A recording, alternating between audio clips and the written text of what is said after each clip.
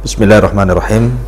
Alhamdulillah, asyukurillah, wala hawla wala quwata illa billahi wa ba'du. Assalamualaikum warahmatullahi wabarakatuh.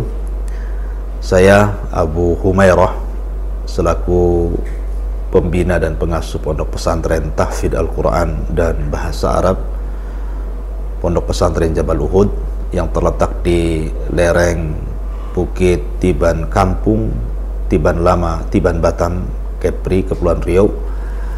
Alhamdulillah, pondok pesantren ini sudah berjalan hampir 3 tahun dan sudah ada ratusan santri yang sedang menghafal Al-Quran dan juga menguasai bahasa Arab dan membaca kitab. Dan mengingat keterbatasan gedung yang kami miliki karena banyaknya peminat santri-santri dari luar, bukan hanya dari Batam tapi juga dari Tanjung Pinang, bahkan dari luar Batam, Sumatera, Jawa, yang mereka berminat untuk datang ke tempat ini, belajar di tempat ini. Akhirnya gedung yang kami miliki tidak mencukupi dan memadai, maka insya Allah kami sedang membangun gedung pesantren yang kapasitasnya bisa mencapai ribuan, sekitar 2-3 lantai. Tetapi bagaimanapun kalau bukan karena Allah Subhanahu wa Ta'ala, kemudian kaum muslimin yang ikut berpartisipasi membangun pondok pesantren Tahfidz Al-Quran di tempat kami, tentu kami bukanlah siapa-siapa dan kami juga tidak bisa apa-apa, semua karena pertolongan Allah Subhanahu wa Ta'ala. Sehingga kami mengutuk hati-hati kaum muslimin untuk ikut menyumbangkan sebagian hartanya membantu pembangunan pondok pesantren bahasa Arab dan tahfidz Al-Quran untuk mencetak para generasi Al-Quran di masa yang akan datang. Nabi SAW bersabda, ma naqasa min malis sadaqah, ma naqasa min malis sadaqah, tidak mungkin berkurang harta yang disedekahkan, tidak mungkin berkurang harta yang disedekahkan. Subhanakallahumma bihamdika asyhadu an la ilaha illa anta astaghfiruka wa atubu ilaik. Assalamualaikum warahmatullahi wabarakatuh.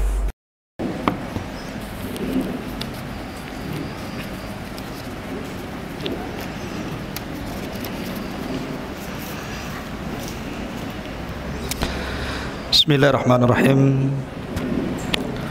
Assalamualaikum warahmatullahi wabarakatuh.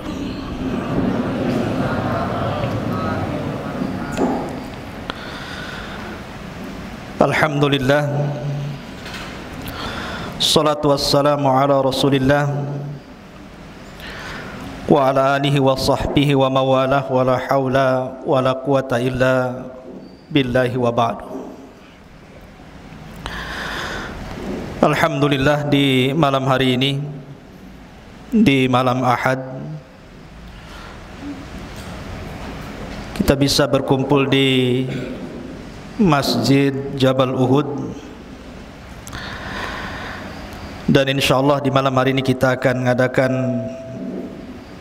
pengajian, karena sudah lama juga saya hampir 2 bulan tidak memberikan tausiah khususnya kepada santri-santri Jabal Uhud dan umumnya kepada masyarakat, karena juga ada musibah jatuh. Dan alhamdulillah di malam hari ini dengan izin Allah Subhanahu wa Ta'ala kita bisa duduk bersama untuk thalabul ilmi kembali. Dan tema di malam hari ini harusnya khususnya santri tadi saya anjurkan membawa Al-Quran, tetapi mungkin panitianya lupa tadi, karena malam ini kita akan membahas tentang satu kisah yang paling baik di dalam Al-Quranul Karim. Ma'asyiral muslimin yang dimuliakan Allah Subhanahu wa Ta'ala, tentu tidak ada kisah yang lebih baik dalam Al-Quran melebihi kisahnya para nabi dan rasul. Di dalam surah Yusuf, tepat pada ayat yang ketiga, Allah Subhanahu wa Ta'ala berfirman, nahnu naqussu 'alaika ahsanal qasasi bima auhayna ilaika hadzal Qur'an. kami menceritakan kepadamu ya Muhammad kisah yang paling baik dengan mewahyukan Al-Quran kepadamu. Sebagian para ulama berselisih pendapat, dari sekian kisah para nabi dan rasul, mana kisah yang paling baik dari seluruh kisah para nabi dan rasul di dalam Al-Quranul Karim? Ada yang mengatakan bahwa kisah terbaik dalam Al-Quran adalah kisahnya Nabiullah Adam alaihi salatu wassalam, karena memang Adam adalah bapa pertama manusia. Ada juga yang mengatakan bahwa kisah terbaik dalam Al-Quran adalah kisah Ibrahim, karena Ibrahim adalah bapaknya para nabi, di mana setelah diutusnya Ibrahim tidak ada para nabi dan rasul kecuali dari keturunan Ibrahim. Ada yang mengatakan bahwa kisah terbaik dalam Al-Quran adalah kisahnya Nabi Musa. Alasannya karena hampir seluruh surat dalam Al-Quran secara umum ada petikan-petikan kisah Nabi Musa di dalamnya.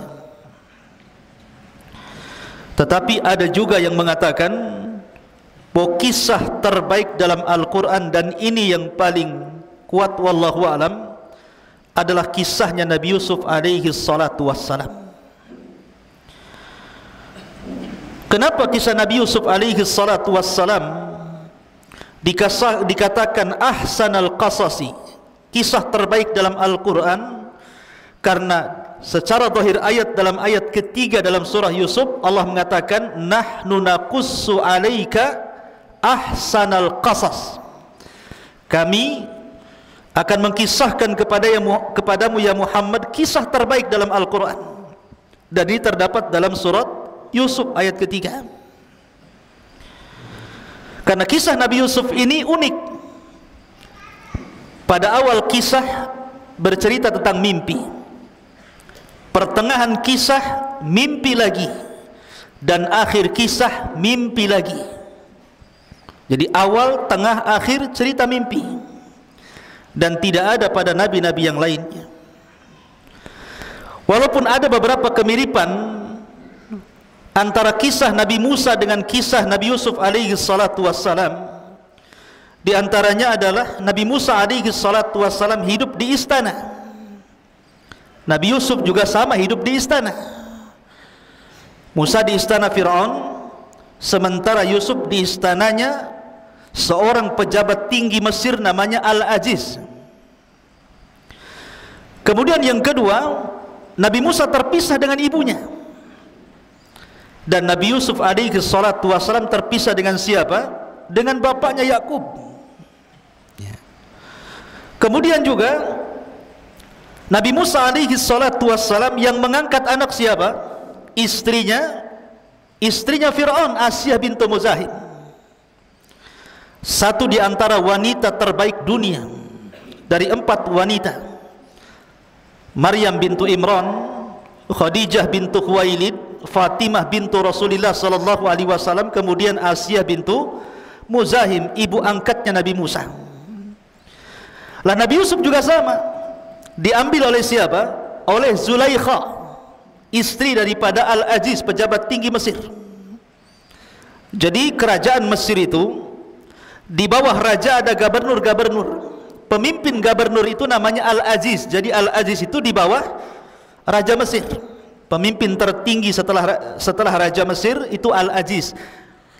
Lah yang meminta agar Yusuf dibeli ketika dijual oleh para pedagang adalah istrinya Zulaikha. Jadi ada kemiripan. Tetapi walaupun demikian ada perbedaan. Ada yang diunggulkan dalam satu kisah dan tidak dikisahkan di tempat lain. Tetapi secara zahir ayat, dalam ayat ketiga dalam surah Yusuf, maka Allah mengatakan bahwa surah Yusuf atau kisah Nabi Yusuf adalah ahsanal qasas, kisah terbaik dalam Al-Quran. Ini yang kita akan kisahkan. Ikhwatu fiddin, muliakan Allah subhanahu wa ta'ala. Kita tahu bahwa hajat kita sebagai manusia kepada diutusnya para nabi dan rasul itu sangat besar. Karena tanpa mereka para nabi dan rasul, mungkin kisah sudah tersesat jauh. Karena Allah Subhanahu wa taala tidak pernah menciptakan makhluk itu sia-sia. Manusia tidak pernah diciptakan begitu saja, habis diciptakan dibiarkan gitu, enggak. Tapi Allah Subhanahu wa taala utus kepada mereka para nabi dan rasul. Lah, para nabi dan rasul ada yang kita kenal nama-namanya, dan itu dicantumkan dalam Al-Qur'an, jumlahnya berapa? 25 nabi dan rasul. 15 ataupun 18 nama nabi-nabi dan rasul itu tertera dalam surah Al-An'am, dan 7-nya tertera di beberapa surat dalam Al-Quran. Jadi jumlahnya 25 nabi dan rasul, semua disebut secara nama. Tapi bukan berarti nabi berjumlah 25 nabi dan rasul, tidak. Nabi itu banyak. Makanya Allah Subhanahu wa taala mengatakan wa minhum, dan di antara mereka ada yang kami kisahkan, tetapi di antara mereka juga ada yang kami tidak kisahkan. Makanya ketika Abu Dzar, seorang sahabat Rasul, bertanya kepada Nabi SAW, kam adadul anbiya, berapa jumlah para nabi? Maka Nabi SAW menyebutkan jumlah para nabi 120.000, tetapi jumlah Rasul hanya 315.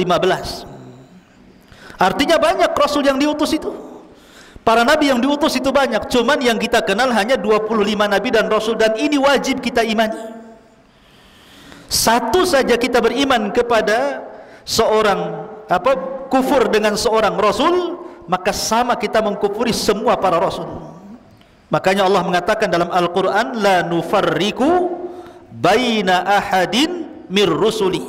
Kita dilarang untuk membeda-bedakan para nabi dan Rasul. Ma'asyiral muslimin yang dimuliakan Allah Azza wa Jalla. Lah, di dalam 25 nabi dan rasul itu ada rasul-rasul pilihan yang disebut dengan ulul azmi minar rusul. Dan ulul azmi itu dimulai daripada siapa? Nabi Nuh alaihi salatu wassalam, kemudian Ibrahim alaihi salatu wassalam, kemudian Nabi Musa alaihi salatu wassalam, kemudian Nabi Isa alaihi salatu wassalam, dan yang terakhir ditutup oleh kenabian Nabi kita Muhammad sallallahu alaihi wasallam. Itulah ulul azmi. Lah, yang pertama Rasul diutus siapa? Nabi Nuh. Nuh adalah Rasul pertama, karena sebelumnya belum ada Rasul. Nabi Adam bukan Rasul, dia Nabi. Kemudian setelah Adam ada Syith, dia bukan Rasul, dia Nabi. Setelah Syith ada namanya Idris, dia bukan Rasul, dia Nabi. Rasul pertama barulah Nuh alaihi salatu wassalam. Itulah Rasul pertama. Lah, setelah Nuh alaihi salatu wassalam kemudian diutus kepada kaum yang tersebar kesyirikan pertama di permukaan bumi ini. Kemudian kaumnya dibinasakan kecuali Nuh dan orang-orang yang di perahunya. Maka kemudian setelah Nuh meninggal, dibangkitkan sebuah kaum yang disebut dengan Ad. Diutus kepada mereka siapa? Nabi Hud. Setelah Hud, kemudian bangkitlah sebuah kaum namanya Tsamud. Diutus kepada mereka siapa? Nabi Saleh. Setelah itu tidak dijelaskan apakah Allah mengutus para nabi dan rasul setelah mereka ataukah tidak, sampai diutusnya siapa? Nabi Ibrahim alaihi salatu wassalam. Lah, Ibrahim inilah yang disebut dengan Abul Anbiya, bapaknya para nabi. Karena Allah takdirkan setelah Ibrahim diutus alaihi salatu wassalam, tidak ada nabi dan rasul kecuali keturunan Ibrahim. Lah, Ibrahim inilah kemudian punya anak yang melahirkan para nabi. Pertama Ismail, dari keturunannya tidak ada jadi nabi kecuali Nabi kita Muhammad sallallahu alaihi wasallam. Kemudian yang kedua Nabi Ishak. Lah, Nabi Ishak ini barulah kemudian lahir dari Ishak siapa? Yakub, yang disebut dengan Israel, yang nanti keturunan Nabi Yakub disebut Bani Israel. Lah, Yakub ini keturunannya banyak melahirkan para nabi. Dia memiliki putra 12 dari berapa? Dari 4 istri. Nabi Yakub ini Dari 4 istrinya lahir 12 putra-putranya. Salah satunya Nabi Yusuf yang kita akan ceritakan. Kemudian Binyamin. Lah dari keturunan Lawa, salah satu putra Nabi Yakub itu banyak ribuan para nabi lahir. Para nabi lahir luar biasa. Ya, jadi nabi itu bukan 25 nabi dan rasul, tapi banyak. Dan semuanya kembali kepada nasab Nabi Ibrahim alaihi salatu wassalam. Dan Ibrahim itu memiliki keistimewaan luar biasa. Bagaimana tidak? Anaknya dipersembahkan untuk kurban, badannya dipersembahkan untuk dibakar, kemudian hartanya dipersembahkan untuk ikramud dhaif, memuliakan tamu, dan hatinya hanya diberikan kepada Allah Subhanahu wa taala. Idz qala lahu rabbuhu aslim qala aslamtu li rabbil alamin. Itulah ucapan Ibrahim. Lah Ibrahim inilah yang melahirkan Ishak, kemudian melahirkan Yakub. Dari Yakub inilah lahir Nabi Yusuf. Makanya Yusuf itu disebut Ibnul Karim, ya, wabnu Ibnil Karim, wabnu Ibni Ibnil Karim. Anaknya dari orang yang mulia, dari orang yang mulia, dari orang yang mulia. Kenapa? Karena seluruh keturunannya para nabi. Dia nabi Yusuf alaihi salatu wassalam, bapaknya Nabi Yakub alaihi salatu wassalam, kakeknya Nabi Ishak alaihi salatu wassalam, kakek keempatnya Ibrahim. Semua para nabi. Makanya surat Yusuf ini ikhwan, asbab nuzulnya kenapa sampai diturunkan? Karena surat Yusuf ini termasuk surat yang awal-awal turun. Jadi ada seseorang datang ke Mekah sebelum hijrah Nabi sallallahu alaihi wasallam, bercerita di hadapan para sahabat macam-macam cerita. Cerita ini, cerita itu, macam-macam cerita diceritakan. Akhirnya para sahabat ini mengadu kepada Rasulullah dan mengatakan, "Ya Rasulullah, ceritakanlah kepada kami kisah terbaik, sebagaimana orang itu bercerita banyak cerita dari luar." Maka Nabi SAW terdiam sampai Jibril kemudian datang, kemudian menurunkan surah Yusuf. Lah ketika Nabi SAW kemudian diturunkan surah Yusuf, maka para sahabat mendengar dengan seksama dan takjub dengan kisah Nabi Yusuf ini. Lah orang-orang Yahudi di Madinah, ketika mendengar Nabi SAW menceritakan tentang kisah Nabi Yusuf yang merupakan wahyu Al-Quran, mereka menangis. Kenapa? Karena mereka teringat dengan nabi-nabi mereka.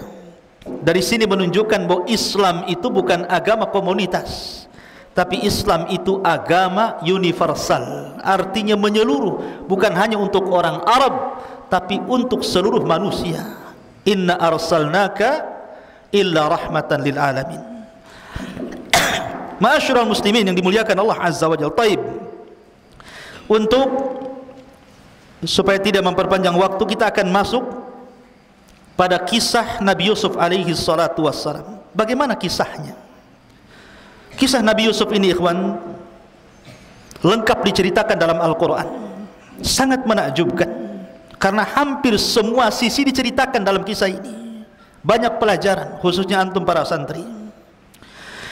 Ma'asyiral muslimin yang dimuliakan Allah Azza wa Jalla, kisah Nabi Yusuf ini dimulai dengan mimpi. Saya katakan dari awal tadi, dimulai dengan mimpi, pertengahannya mimpi, dan akhirnya juga mimpi. Ketika Nabi Yusuf alaihi salatu wassalam di usia 10 tahun, Nabi Yusuf alaihi salatu wassalam bermimpi, dan mimpinya diceritakan kepada bapaknya. Coba yang mau mushaf para akhwat, di dalam surah Yusuf ayat yang keempat, Allah katakan, idz qala Yusuf li abi ya abati inni ra'aitu ahada asyara kaukaban wasyamsa wal qamara ra'aituhum li sajidin. Ingatlah ketika Yusuf berkata kepada ayahnya Yakub, wahai ayahku, sesungguhnya aku bermimpi melihat 11 bintang, matahari dan bulan. Kulihat semua mereka sujud kepada aku. Ikhwatu fiddin, tentu yang dimaksud sujud di sini bukan sujud ibadah, karena tidak boleh sujud ibadah kecuali diberikan kepada Allah. Yang dimaksud sujud di sini sujud ta'zim, penghormatan. Sama ketika Nabi Adam alaihi salatu wassalam di hadapan para malaikat, Allah katakan usjudu li Adam fasajadu illa iblis. Sujudlah kepada Adam, maka seluruh malaikat sujud kepada Adam kecuali iblis. Ini bukan sujud ibadah kayak antum salat sujud, bukan, tapi sujud penghormatan. Seperti umpamanya kalau tentara hormatkan, diletakkan di sini. Ini itu namanya hormat. Lah budayanya mereka seperti itu hormatnya dengan cara sujud. Jadi bukan sujud ibadah, karena tidak boleh sujud ibadah kecuali kepada Allah. Kalau sujud ibadah diberikan kepada selain Allah, terjerumus kepada kesyirikan, dosa besar. Tidak boleh. Lah sama di sini, maksudnya adalah makhluk-makhluk seperti bintang, matahari dan bulan yang ditengok Yusuf alaihi salatu wasallam dalam mimpinya mereka sujud, maksudnya sujud penghormatan. Lah Nabi Yakub alaihi salatu wasallam paham ini bukan mimpi biasa. Ini mimpi luar biasa. Di mana karena Yakub seorang nabi, turun wahyu kepada dia, dia tahu bahwa Yusuf ini kelak akan menjadi nabi. Makanya Nabi Yakub kemudian menasihati Yusuf, sebelum terjadi apa-apa dengan kamu, maka jangan ceritakan mimpi ini. Makanya Allah katakan, ya bunai la taqsus ru'yaka ala ikhwatika fayakidu laka kaidan inna syaitana lil insani aduwwum mubin. Wahai anakku, jangan kau ceritakan mimpimu ini kepada saudara-saudaramu itu, karena mereka akan membuat makar untukmu. Karena syaitan itu adalah musuh yang nyata bagi manusia. Jadi Nabi Yakub sudah memperingatkan Yusuf, jangan cerita mimpi ini. Kalau cerita sampai cerita kedengaran kepada saudaranya, timbul hasad, ini bisa masalah. Ya. Jadi dari sini ikhwan fillah yakuni Allah Subhanahu wa taala, banyak pelajaran dari dua ayat ini. Pertama, khusus bagi antum ya para santri. Di sini Allah Subhanahu wa taala ajarkan bagaimana akhlak dan adab. Lihat seorang bapa berakhlak kepada anak dan anak berakhlak kepada bapa. Nabi Yakub tahu nama Yusuf, tapi dia tidak memanggil namanya kan. Hei Yusuf, tidak. Tapi memanggil dengan kata-kata ya bunai, wahai anakku. Begitu juga Nabi Yusuf tahu nama bapaknya Yakub, tapi tidak menyebut wahai bapak Yakub, tidak, tapi dengan mengatakan ya abati, wahai bapakku. Inilah yang diajarkan Ibrahim alaihi salatu wassalam. Ibrahim tahu bapaknya kafir, Azar itu kafir. Bukan hanya kafir, dia pemahat patung, dia penjual patung, mengajak orang menyembah patung. Tapi Ibrahim ketika berdialog dengan bapaknya, dia tidak pernah mengatakan ya Azar, dia mengatakan ya abati, wahai ayahku, wahai ayahku. Ini adab ikhwan. Tidak boleh seseorang memanggil nama. Ya, ini adab anak kepada bapa dan bapa kepada anak. Begitu juga seorang santri kepada gurunya. Antum sudah tahu mungkin nama ustadznya, Ustadz Soleh, Ustadz Maulana, Ustadz Iqbal, Ustadz macam-macam sudah tahu namanya. Tapi jangan kemudian disebut nama ya Ustadz. Nah, seperti itu. Ya, wahai guruku, itu adab namanya. Walaupun hanya berbincang-bincang, mungkin ustadznya tidak ada. Bincang-bincang sama kawan gitu, payah itu Pak Soleh itu, nggak boleh begitu, ya. Tetapi, aduh, gimana Ustadz ini? Ustadz siapa? Ustadz Soleh, gitu. Begitu, ya. Itu adab namanya. Antum jangan kemudian sekesal apapun seorang santri kepada gurunya, tetap ada adab dalam penyebutan itu. Makanya kenapa para ulama itu apabila menyebutkan dalam kitab-kitab mereka karya-karya para ulama yang sudah wafat, selalu mereka akan memberikan di ujung namanya kata-kata rahimahullahu ta'ala, semoga Allah merahmatinya. Apabila dia masih hidup, maka akan diberikan doa di ujung namanya hafizahullahu ta'ala, semoga Allah menjaganya. Itu adab namanya. Kita berdoa kepada orang yang berjasa, kepada orang tua, kepada guru. Begitulah yang diajarkan para nabi kepada kita. Makanya di sini kita lihat dalam surah Luqman. Luqman ketika menasihati anaknya, ya bunai la tusyrik billah. Dia tidak menyebut namanya wahai Luqman, tidak. karena ini bentuk adab, bentuk akhlak maksudnya. Kemudian yang kedua, pelajaran yang kedua, di sini Nabi Yakub kemudian mengatakan kepada Nabi Yusuf alaihi salatu wassalam, apabila antum semuanya diberikan sebuah kabar gembira, kenikmatan dari Allah subhanahu wa ta'ala. Memang Allah mengatakan, fabi ni'mati rabbika fahaddits, dengan nikmat Allah ceritakan nikmat itu. Tetapi bukan berarti semua nikmat harus diceritakan. Kalau seandainya memunculkan orang-orang yang hasad, makanya di sini Allah mengatakan, hai anakku, jangan ceritakan mimpimu, ini mimpi baik, sebab itu nanti akan menjadikan saudara-saudaramu membuat makar kepadamu. Kalimat kaidun makar, ya. Tentu makar yang paling besar, tidak ada makar melebihi makar Allah. Allah lah zat yang paling tinggi makarnya. Lah setelah itu kemudian makar yang paling bahaya adalah makar yang ditimbulkan orang hasad. Makanya kenapa dalam surah yang pendek, Qul a'udzu birabbin nas, Qul a'udzu birabbil falaq, di ujung ayat mengatakan min syarri hasidin idza hasad, karena makarnya orang hasad itu bahaya. Ustaz, apakah ada sesama santri saling hasad? Banyak. Hasad gara-gara makanan, rebutan makanan, kan itu. Gara-gara makanan musuhan. Hasad karena kecerdasan. Kalau hasadnya baik nggak apa-apa. Ya Allah, saya ingin si Anu pintar sekali ya Allah, gitu, nggak apa-apa. Tapi kalau hasadnya menghilangkan kenikmatan orang, itulah yang kita disuruh berlindung kepada Allah subhanahu wa ta'ala, min syarri hasidin idza hasad. Baik, kemudian setelah Nabi Yusuf alaihi salatu wassalam bermimpi, diceritakan mimpinya kepada ayahnya, dan ayahnya wanti-wanti, jangan ceritakan kepada saudaramu ya, nanti saudaramu akan membuat makar. Kita tahu bahwa Nabi Yakub ini, ikhwan, memiliki berapa istri tadi? Saya katakan empat istri. Lah di antara salah satu dari 4 istri itu ada namanya Rahil. Nama istri Yakub itu ada namanya Rahil. Rahil inilah ibu daripada Nabi Yusuf dan Binyamin. Jadi Nabi Yusuf dan Binyamin itu satu kandung, dari ibu yang sama dan bapak yang sama. Adapun saudara-saudaranya lain bapak, lain ibu satu bapak. Lah ketika ibu Rahil ini melahirkan adiknya Nabi Yusuf namanya Binyamin, meninggal dia. Meninggal, akhirnya Nabi Yusuf dan Binyamin ini tidak punya ibu, hanya punya bapak Nabi Yakub alaihi salatu wassalam. Lah karena memang Nabi Yusuf dengan Binyamin ini masih kecil, yang paling bungsu gitu dari seluruh anak-anak Yakub. Yakub ini ingin memposisikan plus, bukan hanya selaku ayah kepada Nabi Yusuf dan Binyamin, dia pun ingin memposisikan menjadi ibu.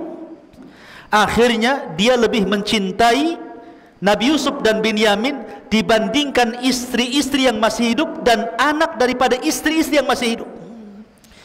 Dari sinilah tumbuh kecemburuan, cemburu istri-istrinya itu, nggak diperhatikan, karena Yakub terus memperhatikan Yusuf dan Binyamin. Akhirnya kemudian istri-istri Nabi Yakub ini menghasut anak-anaknya dengan mengatakan, wah payah bapakmu tuh, tengok tuh, kenapa Yusuf aja, kenapa Binyamin saja, kemana-mana sama mereka, kalian tak pernah diajak, macam-macam. Tertanamlah sifat hasad yang ditumbuhkan ibunya kepada anak-anak yang merupakan saudara-saudara Nabi Yusuf. Ini hati-hatinya para akhwat di belakang itu ya. Jangan sekali-kali mendoktrin kepada anak, karena anak itu paling mudah didoktrin, dan perempuan itu paling mudah mendoktrin, dan pengaruhnya melebihi laki-laki. Makanya akhirnya hasad ibu-ibunya turun ke anak-anaknya tuh. Lah dari situlah kemudian mulailah anak-anak mereka datang kepada Nabi Yakub dan mengatakan, idz qalu la Yusufu wa akhuhu ahabbu ila abina minna wa nahnu usbatun inna abana la fi dhalalin mubin. Ketika mereka, saudara-saudara Yusuf berkata, sungguh Yusuf dan saudaranya Binyamin lebih dicintai ayah daripada kita, padahal kita adalah satu kelompok yang kuat. Sungguh ayah kami berada di atas kesesatan yang nyata. Lihat, Nabi Yakub seorang nabi, bagaimana mungkin dikatakan sesat? Ya. Bagaimana mungkin seorang anak mengatakan sesat bapaknya, padahal Yakub itu nabi, disesat-sesatkan sama anak-anaknya. Karena yang menjadikan orang itu berkata kotor itu hasad yang tertanam, dan hasad itu penyakit syaitan, ya kawan. Penyakit yang pertama kali di langit adalah hasad, hasadnya iblis kepada Adam. Dan penyakit yang pertama kali muncul di bumi hasad juga, hasadnya Qabil kepada Habil. Makanya hasad itu penyakit iblis, ya. Makanya kenapa Nabi Yakub sudah mewanti-wanti kepada Yusuf, jangan ceritakan mimpimu. Dan di ujung ayat mengatakan karena musuh yang nyatalah syaitan. Setan menguasai saudara-saudara Yusuf sampai berani lancang kepada bapaknya dan mengatakan, inna abana lafi dhalalim mubin. Oh, bapakku ini sesat, katanya. Berani mengatakan sesat karena hasad. Ya. Ma'asyiral muslimin yang dimuliakan Allah Azza wa Jalla. Lihat bahaya hasad di sini. Bahaya hasad iblis kepada Adam apa? Menjadikan Adam terusir dari sorga, kan? Menjadikan iblis dilaknat sampai kiamat. Kemudian hasadnya Qabil kepada Habil mengakibatkan apa? Pembunuhan Habil di tangan Qabil, dan itu pembunuhan pertama di permukaan bumi. Adapun hasad saudara-saudara Yusuf kepada Yusuf, lihat Allah sebutkan dalam Al-Quran surah Yusuf ayat ke-9, uqtulu Yusuf awit rahuhu ardan yakhlu lakum wajhu abikum wa takunu min ba'dihi qauman salihin. Bunuhlah Yusuf, satu, atau buanglah dia ke sebuah tempat agar perhatian ayah tertumpah kepadamu, atau yang ketiga, setelah itu kamu menjadi orang-orang yang baik. Jadi pertama suruh dibunuh, yang kedua suruh dibuang, yang ketiga apa? Ada yang berakal di antara anak-anak Yakub ini. Qala qailun minhum la taqtulu Yusuf, janganlah bunuh Yusuf. Wa alquhu fi ghayabatil jub, kita masukkan aja ke sumur. Yaltaqithu ba'dus sayyarati in kuntum fa'ilin, biar nanti ada orang-orang musafir datang, mudah-mudahan diambil mereka, kemudian dibawa mereka pergi. Lihat akibat hasad. Pertama ide pembunuhan, bunuh saja Yusuf itu. Kemudian yang kedua ide pembuangan. Kemudian yang paling ringan idenya apa? Dimasukkan ke sumur. Semua bicara tentang nyawa. Dibunuh jelas menghilangkan nyawa. Dibuang ke padang pasir bisa kematian karena kehausan. Dibunuh, dilemparkan ke sumur, bisa saja di sumur ada ular, ada kalajengking, ada macam-macam, kan. Makanya Allah mengatakan ghayabatil jub. Kenapa dikatakan ghayabatil jub? Ghayabah itu artinya tidak terlihat. Ini bukan sumur kecil, bukan sumur 15 meter, 12 meter, bukan. Tapi sumur yang enggak tahu kedalamannya. Makanya Allah mengibarahkan dengan ghayabatil jub. Saking dalamnya enggak kelihatan. Coba bayangkan. Dan Yusuf 3 hari di situ. 3 hari dalam sumur yang gelap itu. Kalau seandainya saya kasih hadiah 50.000, antum uka-uka di sana, di siapa yang berani? Malam ke hutan Jabal Uhud sana. Jalan ke hutan sana. Ya, nanti pagi datang lagi ke sini. Siapa yang berani ngacung? Ustadz kasih 50.000. Saya tambah 100.000. Tambah aja 500. Tambah 1 juta. Nggak ada yang ngacung. Ustadz-ustadznya lah. Coba. Itu loh di hutan ini. Yusuf dah sumurnya di hutan, masuk lagi ke dalam sumur itu. 3 hari 3 malam dalam kegelapan itu. Anak umur 10 tahun. Yusuf ketika dimasukkan itu usianya berapa? 10 tahun itu. Subhanallah. Tetapi dalam riwayat ketika Yusuf berada di sumur itu, karena itu pilihan terakhir saudara-saudaranya, mereka tidak jadi membunuh, mereka tidak jadi membuang, dan mereka memasukkan Yusuf ke sumur. Di dalam sumur itu Jibril datang.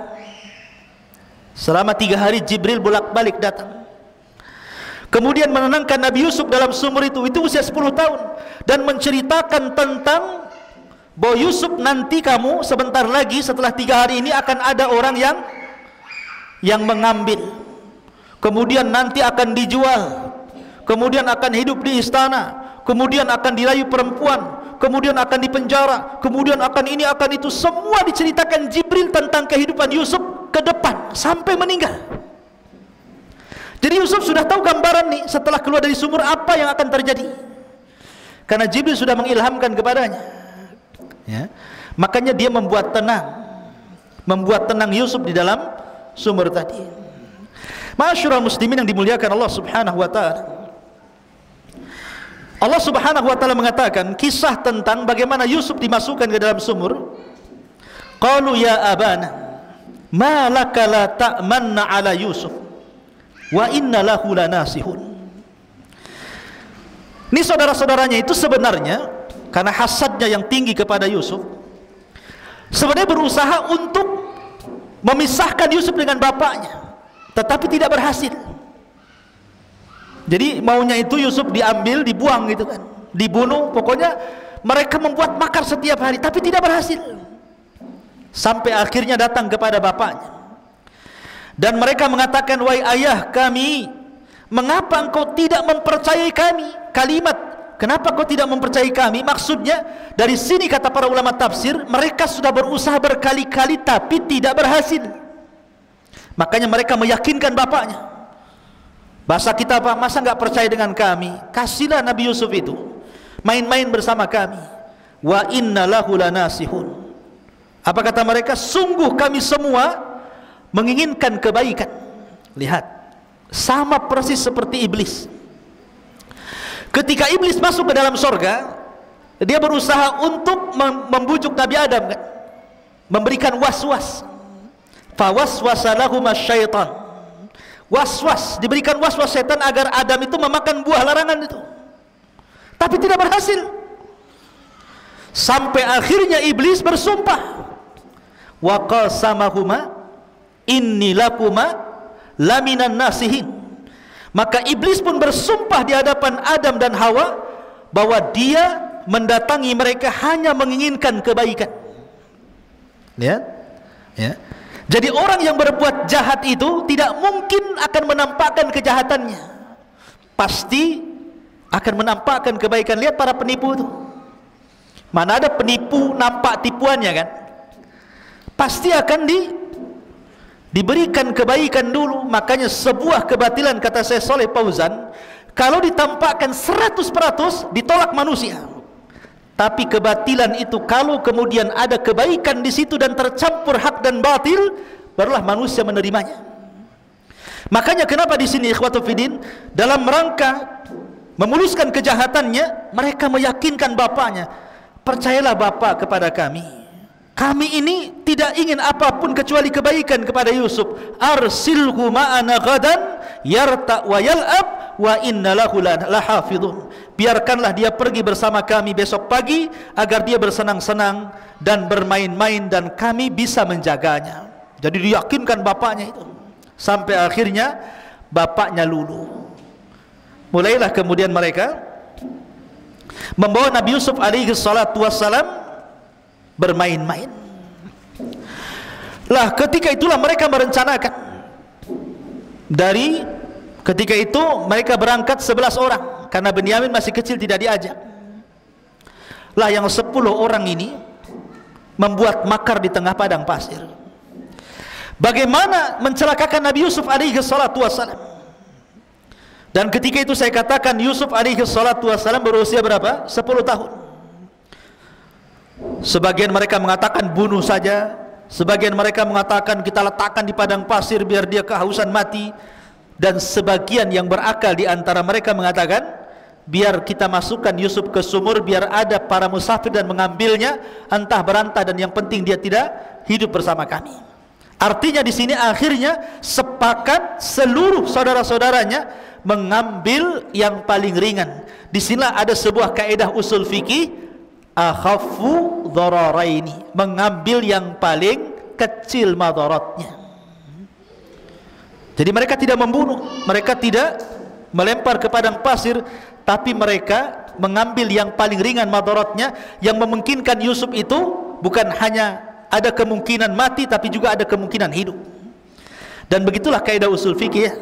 Jadi kalau ada dua perkara, yang satu madarat, maka ambillah yang paling kecil madaratnya. Harus seperti itu.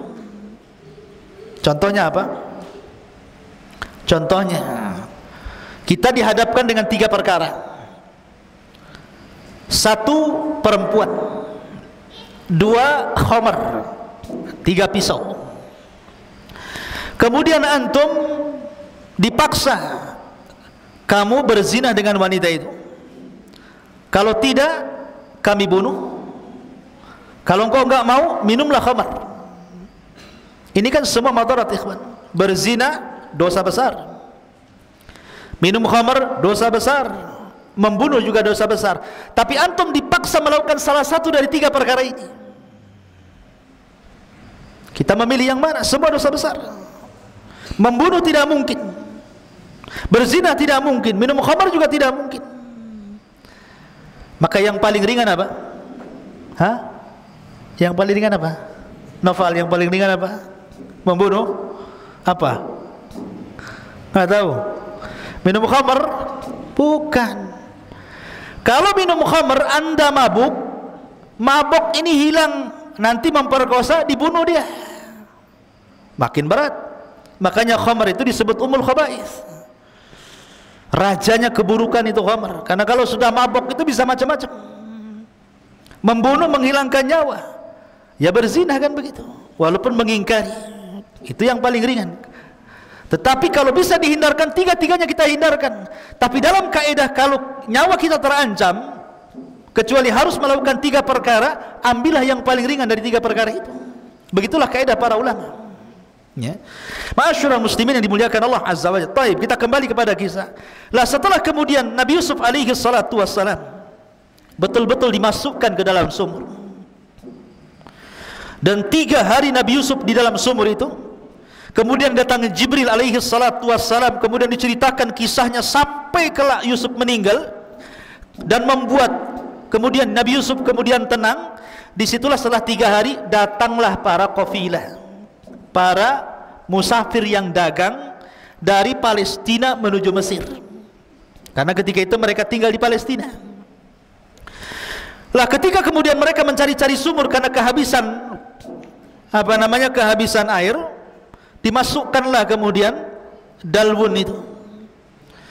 Lah Yusuf sudah diberitahu sama Jibril, nanti sebentar lagi setelah 3 hari pasti akan ada tambang dengan timba. Kamu ambil saja tambang itu. Makanya kemudian ketika tiba-tiba datang tambang, langsung diambil. Kemudian dia dinaikkan ke atas. Maka takjublah para musafir itu, kok bisa ngambil air dapat manusia? Kayak orang mancing, ya kan? Nggak dapat ikan, dapat celana dalam, ya kan? Kan ada itu yang salah sasar itu, ya kan? Jadi ini orang mancing itu, orang mengambil air, ternyata setelah berat disangka air sampai di atas kemudian manusia.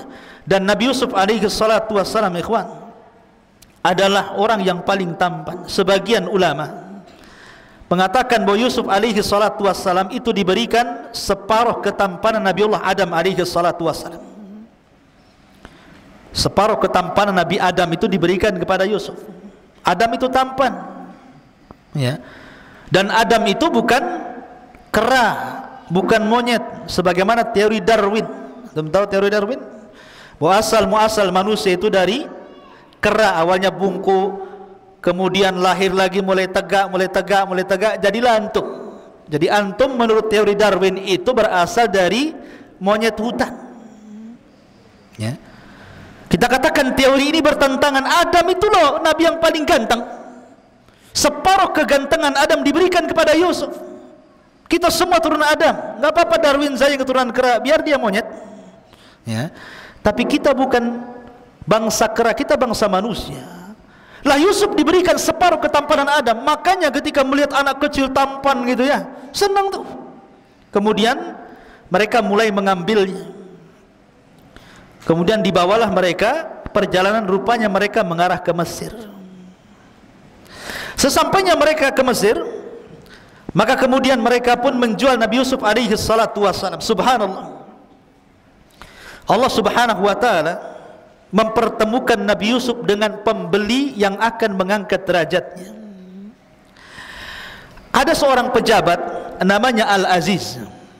Pejabat itu namanya Al-Aziz. Saya katakan tadi, kerajaan Mesir itu dia dipimpin oleh seorang raja, di bawahnya para gubernur. Lah para gubernur ini ada pimpinan gubernur. Lah pimpinan gubernur itu disebut Al-Aziz, ada namanya Al-Aziz. Jadi dia posisinya di bawah raja. Dan Allah takdirkan dia tidak punya anak sama sekali. Akhirnya kemudian dia ingin memuliakan istrinya Zulaikha dengan cara apa? Mencari dan membeli budak-budak anak-anak. Maka berjalanlah Al-Aziz dengan Zulaikha ini ke pasar jual beli budak. Lah tiba-tiba dilihatnya ada anak kecil, tampan nih, pokoknya putih, mancung luar biasa. Di sini langsung tertarik Zulaikha dan mengatakan kepada Al-Aziz, belilah anak itu supaya kita bisa mengangkat anak atau nanti suatu ketika bermanfaat untuk kita. Akhirnya dibelilah, subhanallah, dengan harga yang murah, darahima ma'dudah, dalam Al-Quran seperti itu. Seandainya diberikan saja tanpa kemudian diberikan uang pun ada masalah, tapi tetap dibeli oleh Imra'atu Aziz tadi. Akhirnya kemudian Yusuf pun dibeli, dibawalah ke istana. Istana megah, bayangkan. Ini wakil raja. Tentu rumahnya bukan rumah biasa, rumah istana. Makanannya juga bukan makanan biasa, makanan mewah. Pakaiannya juga indah-indah, kasurnya juga empuk-empuk, dayang-dayangnya dan begitu seterusnya. Lihat bagaimana Allah katakan dalam Al-Quran, asa an takrahu syai'an wa huwa khairul lakum. Terkadang apa yang anda anggap buruk itu rupanya kebaikan di hadapan Allah. Belum tentu yang kita anggap buruk itu buruk bagi kita, bahkan itu sebuah kebaikan. Nabi Yusuf dihasadi oleh saudara-saudaranya, kemudian dibuang ke sumur, dibawa oleh para kafilah, dijual lagi. Tapi Allah katakan, wa asa an takrahu syai'an wa huwa khairul lakum. Jadi antum kalau sekarang mondok di Jabal Uhud ini memang nggak enak. Kalau antum di rumah kan kasur enak, sebagiannya main game, ya, keluar trek-trekan, pulang nggak dilarang orang tua, makan semakannya, enak di rumah kan. Masuk pesantren kayak penjara, jendelanya aja kayak penjara gini. Ya, makan ya itu saja dikresek gitu kan, isinya ya tempe tahu, nahu sorop, tempe tahu, tempe itu nahu, tahunya sorop. Jadi makan apa? Makan nahu sorop gitu. Tempe tahu tiap hari gitu. Ya sekarang antum mungkin dianggap ini tega banget nih orang tua ini, kok lempar saya ke Jabal Uhud pula. Sudah kasurnya sempit, 2 lantai lagi, berdekat-dekat, banyak nyamuk, ini itu, nanjak, capek. Wa asa an takrahu syai'an wa huwa khairul lakum. Boleh jadi yang anda anggap buruk hari ini, capek di sini, asik ngapal aja, stres. Nanti antum merasakan setelah antum keluar dari sini, dapat ilmu. Allah katakan dalam Al-Quran bahwa orang-orang yang akan diangkat derajatnya adalah yarfa'illahu alladhina amanu minkum walladhina utul ilma darajat. Abu Hurairah, orang miskin Abu Hurairah itu, ikhwan. Makanya disebut ashabus sufah, miskin. Dia hidup di tenda di samping Masjid Nabawi. Kadang 3 hari nggak makan, sampai dia pingsan-pingsan. Tapi dia sabar bermulazamah ngaji sama Nabi. Akhirnya dia cerdas dan Allah berikan anugerah hafalan yang luar biasa yang tidak pernah lupa, dan dia menjadi salah satu dari sahabat yang al-mukthiruna fil hadithi Rasulillah, sahabat yang paling banyak meriwayatkan hadis Nabi sampai kepada kita. Siapa yang tidak kenal Abu Hurairah? Setelah kemudian Rasul meninggal, dia diangkat jadi gubernur, hartanya banyak, namanya melambung, sampai dia meninggal pun disebut-sebut namanya an Abi Hurairah radhiyallahu an Abi Hurairah radhiyallahu an. Siapapun yang membaca hadis Nabi dalam bab apa saja ada Abu Hurairah di situ. Dalam bab air ada Abu Hurairah di situ disebut. Dalam bab tayamum, dalam bab wudu, dalam bab solat, dalam bab zakat, dalam bab apa saja Abu Hurairah ada di situ. Meriwayatkan hadis Nabi SAW. Wa asa an takrahu syai'an wa huwa khairul lakum. Terkadang yang antum anggap buruk hari ini nanti akan jadi sebuah kebaikan di akhir nanti. Jadi sabar. Sabar dalam menimba ilmu itu perlu kesabaran. Kita kembali. Kemudian Nabi Yusuf alaihi salatu wasalam hidup di istana Al-Aziz. Barulah dia merasakan hidup yang sangat enak, makan enak, tidur enak, macam-macam, diberikan pendidikan, sampai akhirnya Yusuf pun tumbuh dewasa, hidup selama 10 tahun bersama keluarga Aziz dengan Zulaikha itu. Jadi ketika masuk sumur umur 10 tahun, kemudian hidup di istana Al-Aziz 10 tahun, sekarang Yusuf usianya menginjak 20 tahun, sudah ganteng, sudah anak muda. Rupanya Zulaikha. Apa ini? Setelah Yusuf kemudian makin dewasa, ya, tidak sebagaimana kecintaan Zulaikha ketika Yusuf masih kecil, kecintaan seorang ibu kepada anak. Tapi setelah dia dewasa, karena bukan anak kandung, tapi seorang budak yang dirawat menjadi anak angkat, tumbuh rasa cinta seperti seorang anak muda kepada seorang gadis, atau sebaliknya, malah dia suka, mau selingkuh bahasanya ya. Lah Nabi Yusuf alaihi salatu wassalam ketika itu berusaha untuk menolak, berkali-kali Zulaikha itu merayu Yusuf, tapi Yusuf pemuda yang afif, menjaga dirinya. Nabi SAW bersabda, sab'atun yudhilluhumullahu fi dhillihi yawma la dhilla illa dhilluh. Ada 7 golongan yang akan mendapatkan naungan arsy Allah di hari yang tidak ada naungan kecuali naungan Allah. Salah satunya apa? Rajulun da'athu imra'atu dhata jamalin. Seorang laki-laki yang ditawarkan wanita yang cantik, penuh dengan karisma, kemudian mengajak berzina, tapi laki-laki mengatakan inni akhafullah, saya takut kepada Allah. Dia hindari perzinahan. Begitulah anak-anak muda yang menjaga diri. Yusuf ini seorang musafir, jauh dari keluarganya. Biasanya kan seorang musafir, kalau kita lihat di Batam ini kan banyak para perantau. Ada yang dari Jawa, ada yang dari Sumatera, Kalimantan, macam-macam, satu Indonesia tumblak di Batam ini. Seorang yang merantau itu biasanya lebih berani, karena jauh dari keluarga. Dia harus mengadu nasib. Makanya kalau para perantau itu jadi jahat-jahat sekali, kalau jadi baik-baik sekali. Kenapa dia bisa berbuat jahat? Karena jauh dari orang tua, jauh dari kampungnya. Kalau dia berbuat jahat, orang kampung tidak tahu, orang tuanya tidak tahu ya. Artinya Yusuf ini kalau diajak berzina dengan wanita istri pejabat yang sangat cantik Zulaikha ini, memungkinkan, karena dia seorang musafir, jauh dari keluarga, orang nggak tahu siapa dia di situ.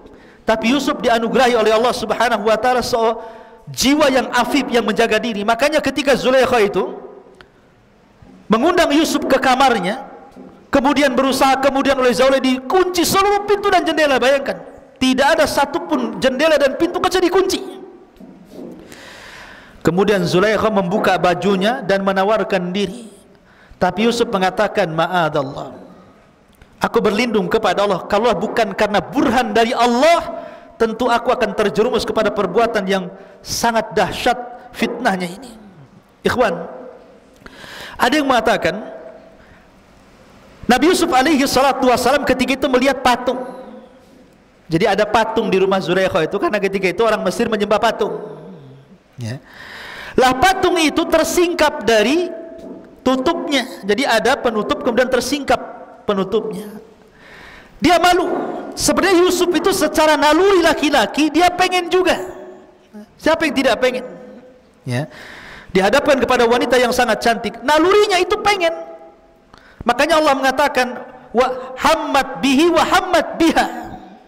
Artinya wanita itu pengen Yusuf, Yusuf pun sebenarnya dalam hatinya kepengen. Tapi ketika dia melihat patung itu, Yusuf malu.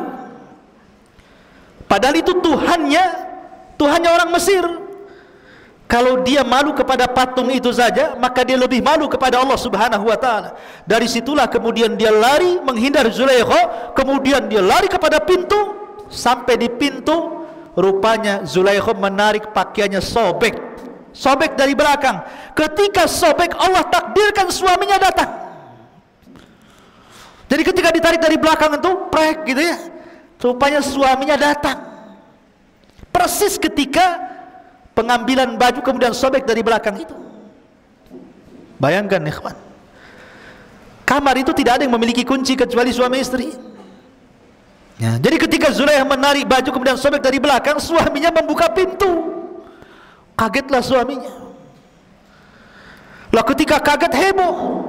Maka Zulaikha berusaha kemudian menuduh Nabi Yusuf bahwa dia yang merayu dirinya. Lah ketika itu ada seorang jariyah pembantunya. Dia bawa anak kecil belum balik, usia di bawah 10 tahun. Tiba-tiba anak kecil ini berbicara dan mengatakan kepada Al-Aziz, lihat robekannya. Kalau seandainya robekannya dari depan, maka Yusuf pendusta dan wanita itu benar. Tapi kalau sobekannya dari belakang, maka wanita itu dusta, Yusuflah yang benar. Itu anak kecil tuh bisa ngomong begitu ya. Maka dilihat rupanya robekan dari belakang. Maka tahu di sini yang salah siapa? Imra'atu Aziz. Tapi karena suaminya masih sayang dengan Imra'atu Aziz ini, dengan istrinya, maka dia hanya mengatakan kepada Yusuf, wahai Yusuf, asrif anni, inna kaidahunna azim. Yusuf, pergi kamu cepat ya, sesungguhnya tipu daya mereka para wanita itu besar. Makanya rusaknya para ulama Bani Israel itu karena perempuan. Itu pula yang kemudian Nabi SAW mengatakan, inna asyadda fitnati Bani Israel minan nisa. Maka kemudian Yusuf pun pergi. Rupanya cerita ini, cerita di dalam kamar ini menyebar kepada ibu-ibu pejabat. Kalau di polisi itu kebayangkarinya lah ya, ibu-ibu bayangkari ya, pejabat-pejabatnya itu kan mesti kan ada komunitasnya tuh kan. Kalau ibu-ibu pejabat kan ada komunitasnya ya. Kalau ibu-ibu di desa juga adalah komunitas tukang gibah, tukang rumpi itu kan ya, di gubuk-gubuk tuh. Mesti orang kaya ya komunitasnya orang kaya lah. Mereka punya komunitas, ibu ini Zulaikha ini punya komunitas antara emak-emak tuh. Ada yang mengatakan jumlahnya 40 wanita membicarakan tentang Zulaikha. Oh, Zulaikha ini wanita enggak bener rupanya. Masa budaknya sedih mau digauli, macam-macam ceritanya. Tapi Zulaikha ini perempuan yang cerdas. Ketika kemudian dia dibully, bahasa kita ya, nasib baik waktu itu belum ada handphone. Coba ada handphone di waktu itu, mungkin dari sebar itu di WhatsApp, di Google, di YouTube ya. Tapi zaman itu kan tidak tersebar, hanya tersebar di ibu-ibu pejabat saja ya. Akhirnya mereka menggunjing Zulaikha, direndahkan Zulaikha ini. Zulaikha cerdas, oh dia tidak tahu siapa Yusuf. Akhirnya Zulaikha pun mengundang mereka di rumahnya, disediakan macam-macam buah-buahan, disediakan pisau yang tajam-tajam untuk mengupas buah-buahan itu. Diundang untuk 40 istri-istri pejabat itu supaya makan di rumahnya. Wah, disediakan tuh. Datang istri-istri pejabat itu, masing-masing pegang buah dan pisau. Mereka tidak tahu apa ini maksud undangan ini ya. Dan Yusuf pun tidak tahu apa maksudnya. Ketika mereka masing-masing bawa pisau, di tangannya bawa buah, apa kata Zulaikha kepada pembantunya? Bukakan pintu itu biar Yusuf masuk kemari. Maka dibukalah pintu itu. Ketika Yusuf kemudian keluar, subhanallah, Yusuf ini ghaddul basar, tidak memandang wanita-wanita istri-istri pejabat yang cantik-cantik itu. Dia suruh berjalan saja sama Zulaikha, dia nurut saja karena dia budak masalahnya ya. Kalau enggak maka akan dihukum. Maka ketika kemudian para wanita itu melihat Nabi Yusuf alaihi salatu wassalam, maka mereka pun kemudian mengatakan falamma ra'ainahu akbarna wa qatta'na aydiyahun. Ketika mereka melihat Nabi Yusuf, akbarna. Akbarna itu maksudnya takjub. Takjub itu maksudnya Nabi Yusuf berjalan, tetapi matanya tidak pernah melihat mereka, dia hanya nunduk saja. Beda dengan antum. Ya, kalau ke mall itu yang dipandang yang aneh-aneh. Ya. Betul-betul ghaddul basar. Makanya mereka mengatakan akbarna wa qatta'na aydiyahun. Kalimat qatta'na kalau dipotong, ini pisau umpamanya. Ini apa namanya? Kertas, pisau. Kalau satu kali apa namanya gini sobekan dengan pisau berarti qata'a namanya. Tapi kalau qatta' pakai tasdid berarti berkali-kali. Itu bahasa Arabnya. Jadi ketika dia pegang buah itu sambil lihat Yusuf itu dipotong-potong gitu tangannya itu. Subhanallah. Dan wanita-wanita yang memotong tangannya sambil melihat Nabi Yusuf yang ganteng itu tidak merasakan sakit sama sekali. Kenapa? Kaidah, apabila seseorang sudah melebihi apa namanya kecintaan yang di atas rata-rata, biasanya apapun rasa sakit akan hilang dari dia. Seperti Bilal bin Rabah, sangat mencintai Allah dan Rasulnya, disiksa sekuat apapun dia tidak merasakan sakit. Dia hanya mengatakan ahadul ahad, ahadul ahad. Begitulah wanita itu. Dia melihat, tidak pernah melihat laki-laki ganteng yang paling ganteng. Bagaimana tidak? Yusuf diberikan separuh ketampanan Nabi Adam. Maka mereka mengatakan mahadha basyarun in hadha illa malakun karim. Oh, ini bukan orang, ini malaikat katanya. Sampai mereka mengatakan seperti itu. Saking gantengnya nggak terasa memotong-motong apa nama ini tangannya sendiri. Lah disitulah kemudian baru Zulaikha tersenyum kepada mereka. Maka Zulaikha pun kemudian mulailah memaksa Yusuf agar melayani dirinya. Kalau tidak, saya akan penjarakan kamu.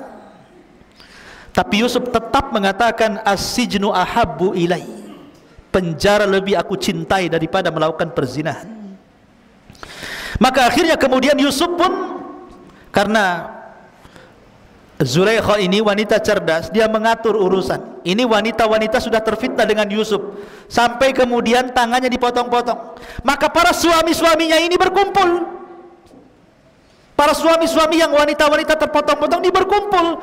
Kemudian mereka takut dengan Yusuf memfitnah istri-istri mereka. Akhirnya mereka sepakat untuk memenjarakan Yusuf. Lihat bagaimana kejahatan mereka.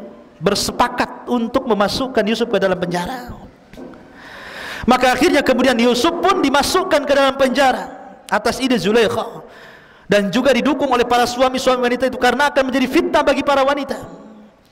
Maka dari sini kehidupan Yusuf berubah, ya, masuk lagi ke penjara selama 10 tahun. Lah ada kisah menarik.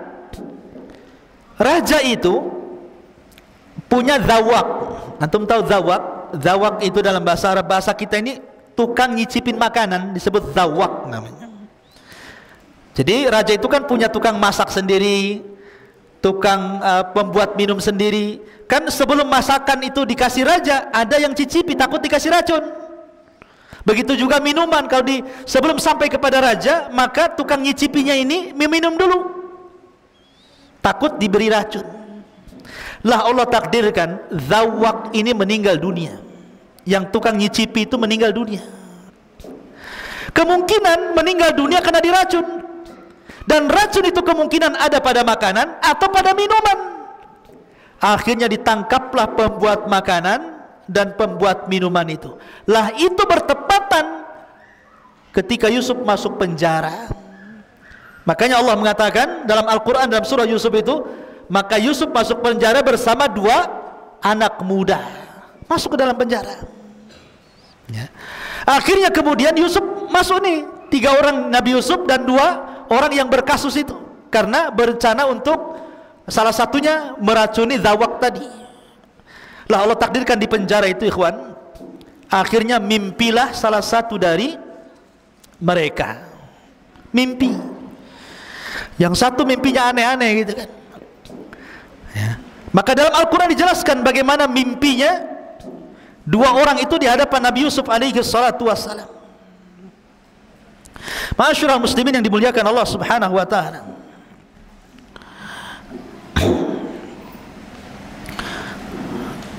Gimana?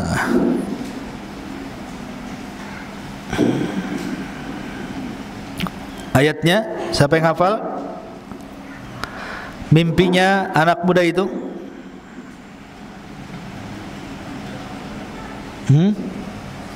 Santri? Yang keras. Iya, baca. Ayat ke-36.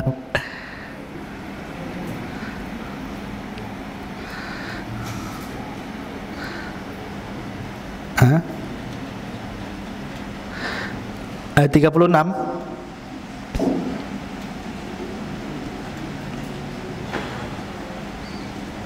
Baik, kita bacakan ya. Di antara mimpinya bukan 36, wa dakhala ma'ahu sijna fatayan, dan bersama Nabi Yusuf itu masuk pula dua orang pemuda ke dalam penjara. Tadi saya sudah sebutkan kisah dua pemuda ini, yang satu tukang buat roti, yang satu tukang buat minuman karena tertuduh telah meracuni zawak tadi.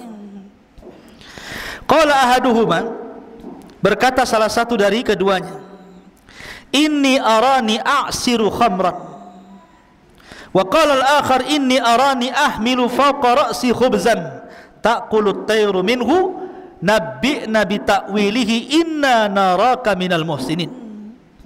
Sesungguhnya aku bermimpi memeras anggur, dan yang lainnya berkata aku bermimpi membawa roti di atas kepalaku, sebagiannya dimakan burung, berikanlah kepada kami takwilnya, sesungguhnya kami memandangmu termasuk orang yang baik. Maka Nabi Yusuf alaihissalam ini kan ahli takwil mimpi. Nabi Yusuf sudah tahu pasti salah satunya akan mati. Salah satunya akan mati nih. Karena salah satunya akan mati, maka Nabi Yusuf alaihissalam harus berdakwah supaya mereka masuk ke dalam agama Islam, agama Nabi Yakub, Nabi Ibrahim. Sebelum mati itu diislamkan dululah bahasanya. Makanya kemudian Nabi Yusuf alaihissalam mulai berdakwah kepada mereka, wattaba'tu millata abai Ibrahim wa Ishaq wa Yaquba ma kana lana an nusyrika billahi min syai'in dzalika min fadlillahi alaina wa 'alan nas walakinna aktsaran nasi la yashkurun. Dan aku mengikuti agama nenek moyangku Ibrahim, Ishak dan Yakub. Tidak pantas bagi kami para nabi mempersekutukan sesuatu apapun dengan Allah.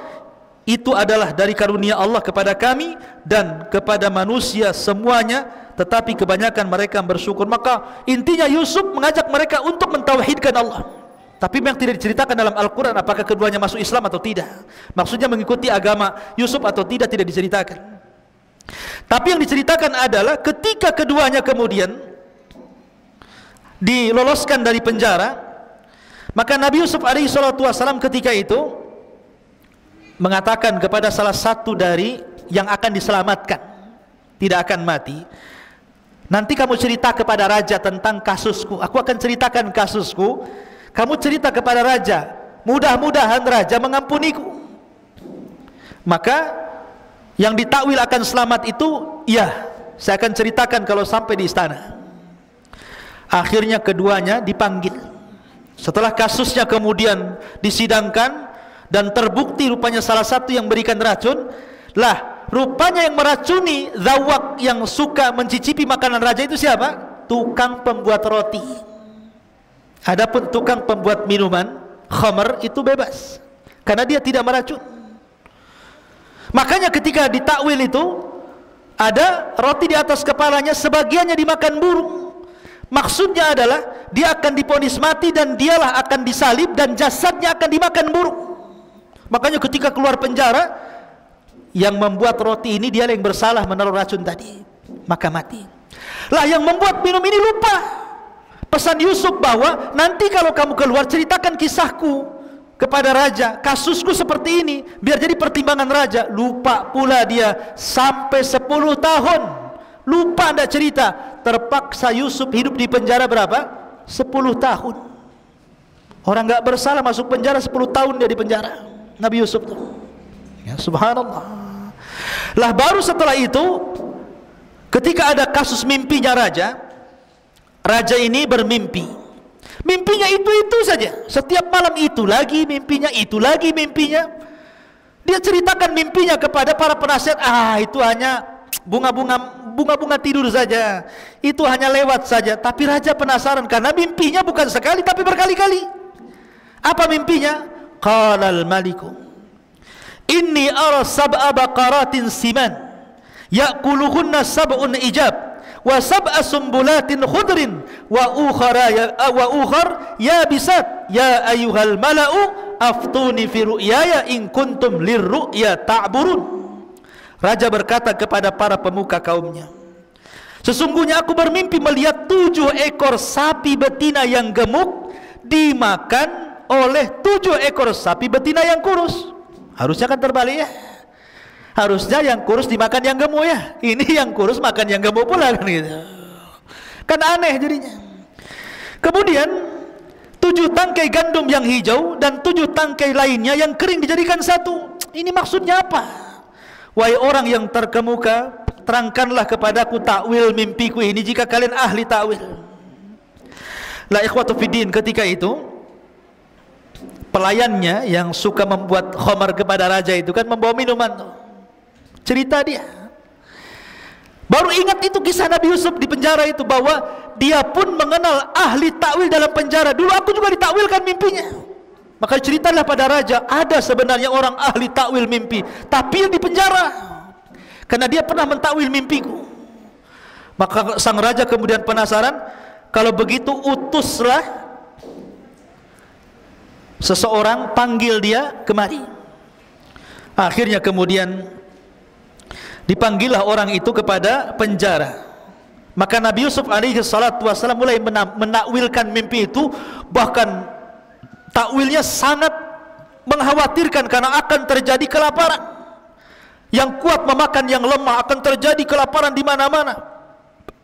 Macam-macam ditakwilkan Nabi Yusuf alaihi salatu wassalam. Kemudian orang ini mengatakan, kalau begitu maukah kau datang denganku menuju raja? Kau ceritakan hal itu kepada raja. Tapi Nabi Yusuf mengatakan tidak. Kalau aku harus mentakwilkan mimpi raja, ada satu syarat. Selesaikan kasusku dulu. Lihat. Bagaimana Yusuf alaihi salatu wassalam menyelesaikan kasusnya. Dan ini kenapa kemudian Allah buat lupa orang yang suka buat minuman untuk raja itu, supaya Yusuf keluar dari penjara bukan karena pertolongan orang, tapi betul-betul Allah yang menolongnya. Taufik dari Allah Azza wa Jalla. Makanya Yusuf sengaja di penjara sampai 10 tahun. Hikmahnya adalah supaya Yusuf tidak ditolong manusia, tapi Allah langsung yang menolong dengan memberikan jalan keluar. Dan itu pertolongan terbaik. Akhirnya kemudian setelah disebutkan kasusnya, bahwa Yusuf dulu begini-begini dengan Zulaikha, dengan wanita-wanita para pejabat, begini-begini, raja mengiyahkan, iya, saya siap menyelesaikan kasusmu. Akhirnya dipanggillah wanita-wanita itu yang dulu memperdayakan Yusuf alaihi salatu wassalam, dipanggil satu-satu, dikumpulkan di kerajaan, sampai akhirnya Zulaikha ngaku bahwa dia yang salah. Maka raja pun marah dan suami Zulaikha pun marah. Akhirnya kemudian karena dipermalukan di depan umum, diceraikan Zulaikha sama suaminya Al-Aziz itu. Dan wanita-wanita yang lain juga diceraikan suami-suaminya. Dan itu sebuah balasan dari Allah, al-jaza'u min jinsil amal, bahwa balasan itu sesuai dengan amalannya. Jangan kira seseorang melakukan kebaikan ataupun keburukan kecuali pasti ada balasan keduanya. Tidak cepat maka lambat. Dan orang-orang yang berbuat zalim, balasannya akan disegerakan sebelum akhirat. Seperti kisah siapa? Az-Zahabi menceritakan kisahnya dalam kitabnya Al-Kabair. Kisah orang zalim yang merampok ikan pada seorang nelayan. Jadi ada preman, orang jahat, tiba-tiba berjalan-jalan di pinggir laut. Kemudian ada nelayan baru nyandar dari laut itu bawa ikan besar. kemudian dipaksa serahkan ikan itu atau kau bunuh. Terpaksa karena ketakutan nelayan itu diserahkan kepada orang zalim ini. Oh, dengan semangatnya orang zalim ini membawa ikan tadi tanpa kerja keras. Rupanya Allah takdirkan ikan itu hidup sesaat menggigit jarinya.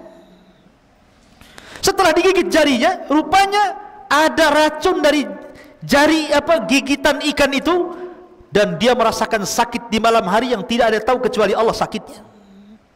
Maka keesokan harinya dia datang ke tabib. Dia mengatakan, ini apa jariku, kenapa membuat aku sakit gigitan ikan itu?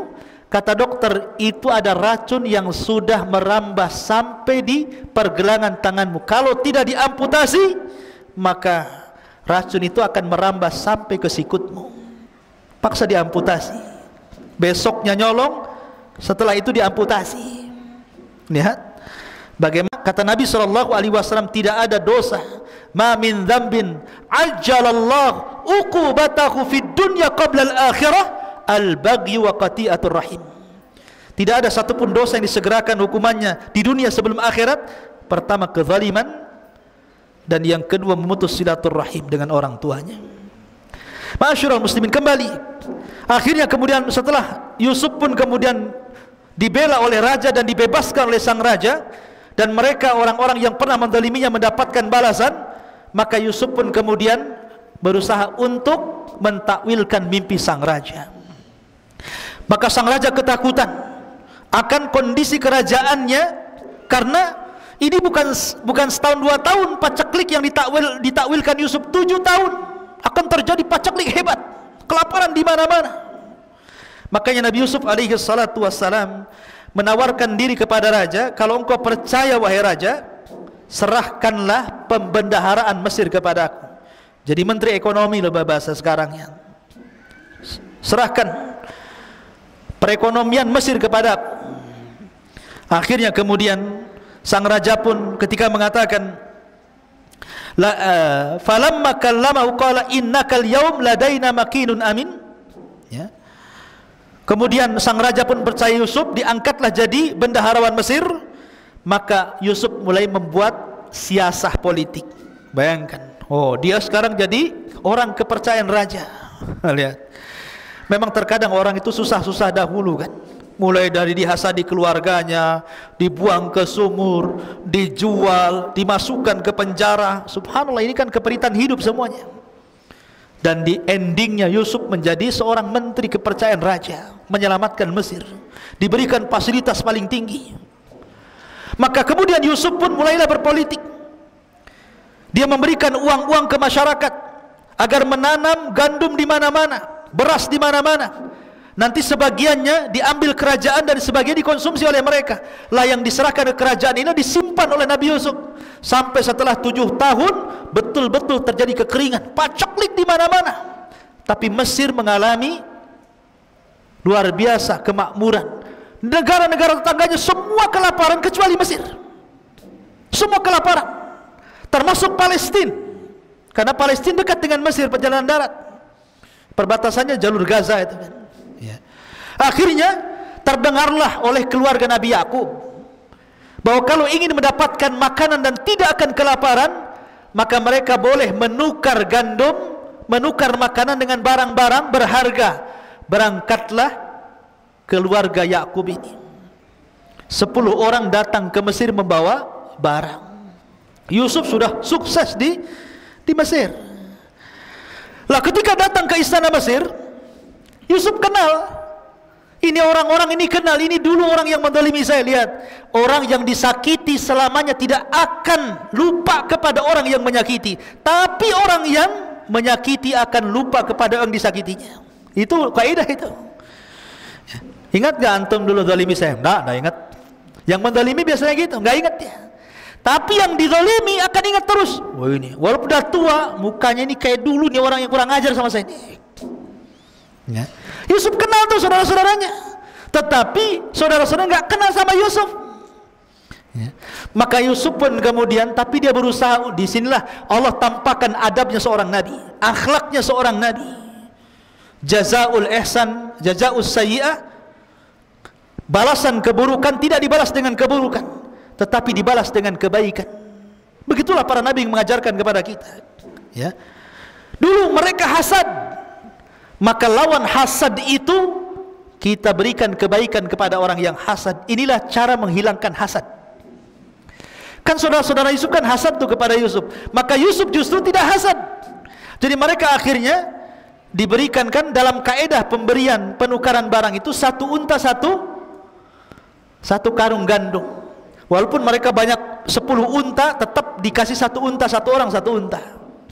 Akhirnya mereka mengatakan, Yusuf nih mengatakan, berapa saudara kalian? Mereka mengatakan 11 orang. Loh kenapa cuma 10? Benyamin maksudnya saudaranya nggak dibawa. Kenapa cuma 10? Besok-besok kalau kamu datang, ajak yang ke-11-nya. Kalau engkau tidak ajak, kami tidak akan kasih gandum lagi. Untuk kebaikanku, kata Yusuf, nih gandumnya, setiap satu unta, satu karung, nih saya kembalikan semua barang berharganya. Tuh, baik kan? Udah nggak diambil barang berharganya, dikasih gandum lagi. Ya. Akhirnya pulanglah mereka. Sampai di Palestina berjumpa dengan Nabi Yakub. Nabi Yakub itu pantang makan yang haram, pantang makan pemberian orang, tidak mau dia. Ketika dia melihat gandum-gandum itu di atas unta, kemudian barang berharganya kembali, Yakub menolak, tidak mau. Ini harus dikembalikan nih. Saya tidak mau, kecuali kalau barang-barang berharganya memang sudah diterima oleh Mesir, mereka dapat makanan, nggak apa-apa. Ini enggak, makannya dikasih, barangnya dikembalikan. Kata Yakub, saya nggak mau makan kecuali ditukar dengan barang berharga. Akhirnya mereka mengatakan, tidak wahai ayahku. Mereka minta syarat, kalau kami harus kembali ke Mesir, adik kami Benyamin harus diajak. Kalau nggak lengkap 11, mereka akan menolaknya. Nabi Yakub teringat dengan Yusuf. Nabi Yakub teringat dengan Yusuf, nanti dimasukkan sumur lagi kan gitu ya. Dia takut karena di antara ujian Nabi Yakub itu salah satunya dia menangis karena sedih kehilangan Yusuf sampai buta. Setiap hari Yakub menangis karena tidak wajar kematian Yusuf, apalagi tahu Yakub ini Yusuf akan jadi nabi. Makanya dia sedih menangis, akhirnya buta, nggak bisa melihat. Pada awalnya Yakub tidak mengizinkan Benyamin, tapi dirayu dan ini demi makan, demi tidak kelaparan. Akhirnya Yakub pun kemudian setelah dipastikan Benyamin aman, maka boleh mengizinkan Benyamin ikut. Berangkatlah mereka dengan Benyamin yang tadinya 11 unta jadi 10 unta jadi 11 unta, kan jadi banyak tuh karungnya. Setelah sampai di sana, Nabi Yusuf kenal dengan Benyamin. Benyamin tidak kenal dengan Yusuf. Akhirnya kemudian oleh Nabi Yusuf dipisahkan tuh dari kawan-kawannya, dimasukkan ke dalam kamar. Kemudian Yusuf baru bercerita bahwa dia adalah Yusuf. Wah, senanglah Benyamin karena berjumpa dengan saudaranya, sudah lama bertahun-tahun tidak berjumpa. Dari situlah maka Yusuf tidak mau berpisah dengan Benyamin. Disitulah dia buat makar. Dia ngomong sama Benyamin, nanti sebelum kau pulang, nanti kendaraanmu akan saya kasih barangku, nanti kau akan dituduh mencuri.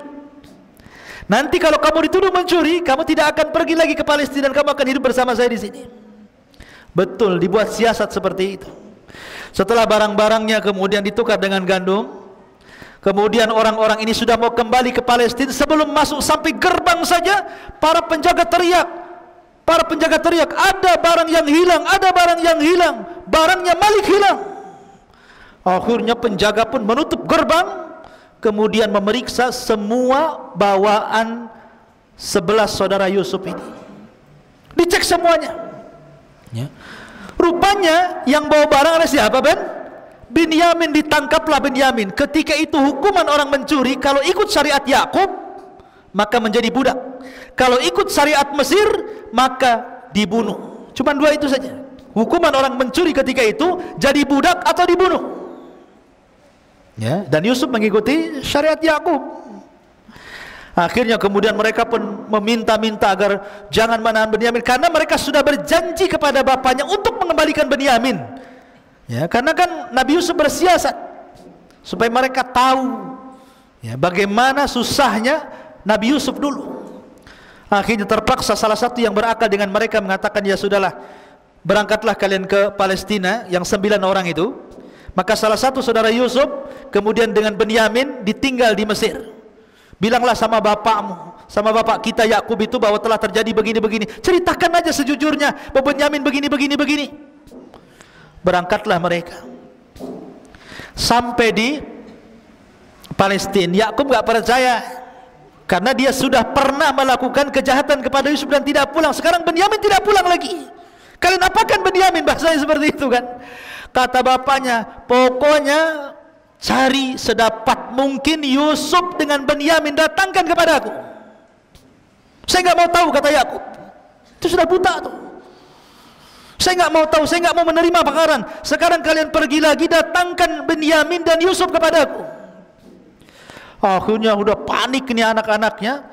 Terpaksalah berangkat lagi mereka ke Mesir, menceritakan tentang kondisi ayahnya begini. Akhirnya Yusuf mengatakan, ya sudah, kalau begitu bawalah Benyamin bersama kalian dan berikan pakaianku kepada ayah kalian, pakaian raja, berikan pakaianku kepada ayah kalian. Akhirnya berangkatlah orang ini kembali Palestina membawa Benyamin. Ketika sampai kemudian di Palestina, pakaian itu diberikan kepada Nabi Yakub.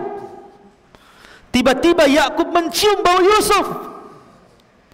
Kemudian diciumnya baju itu sampai akhirnya Allah takdirkan yang tadinya buta menjadi melek, sembuh butanya dari pakaian Nabi Yusuf itu. Dan setelah kemudian Yusuf alaihi salatu wassalam mengundang mereka semua untuk ke Mesir. Maka dibawalah seluruh keluarga Nabi Yakub dan 11 saudaranya, istri-istrinya, anak-anaknya, cucu-cucunya, semua diboyong ke Mesir. Dan subhanallah, disinilah takwil mimpi yang terakhir, bahwa apa yang ditakwilkan oleh ayahnya, bahwa kelak maksudnya 12 bintang itu sujud kepada diriku, maksudnya 12 saudaranya. Akhirnya mereka menjadi orang-orang yang mengikuti Yusuf alaihi salatu wassalam. Dan Yusuf ada kesamaan dengan Rasulullah. Nabi ketika Fatu Mekah, dia melihat orang-orang yang pernah membunuh para sahabat, yang pernah mencaci maki, yang pernah menghinanya. Tapi Nabi tidak balas dendam kecuali kepada orang-orang tertentu. Nabi hanya mengatakan, idhabu fa antumut tulaq, pergi kalian kumaafkan. Maka Yusuf pun sama, mengatakan kepada saudara-saudaranya, la tasriba alaikumul yaum yaghfirullahu lakum wa huwa arhamur rahimin. Tidak ada celaan hari ini, Allah sudah ampuni dosa-dosa kalian, dan Allah zat yang maha pengasih di antara seluruh maha pengasih. Akhirnya mereka hidup di Mesir menjadi sebuah komunitas. Yakub pun kemudian meninggal dunia, maka lahirlah dari putra-putra Yakub, keturunan Yakub, yang kemudian disinilah cerita berawal kisah Bani Israel. Karena Bani Israel berkembang di Mesir sampai kepada cerita Fir'aun dan begitu seterusnya. Itulah di antara kisah terbaik dalam Al-Quran, kisah Nabi Yusuf alaihi salatu wassalam. Sebagai gambaran kisah, antum bisa baca Al-Qurannya, nanti akan nyambung dengan kisah yang saya kisahkan. Dan mudah-mudahan kedepannya kita membuat kajian rutin, entah seminggu sekali, ya, membahas ilmu-ilmu penting supaya menjadi bekal antum ketika pulang berdakwah di masyarakat. Mudah-mudahan ada manfaatnya. Subhanakallah bihamdika, asyhadu an la ilaha illa anta, astaghfiruka wa atubu ilaik. Allahu ta'ala alam. Assalamualaikum warahmatullahi wabarakatuh.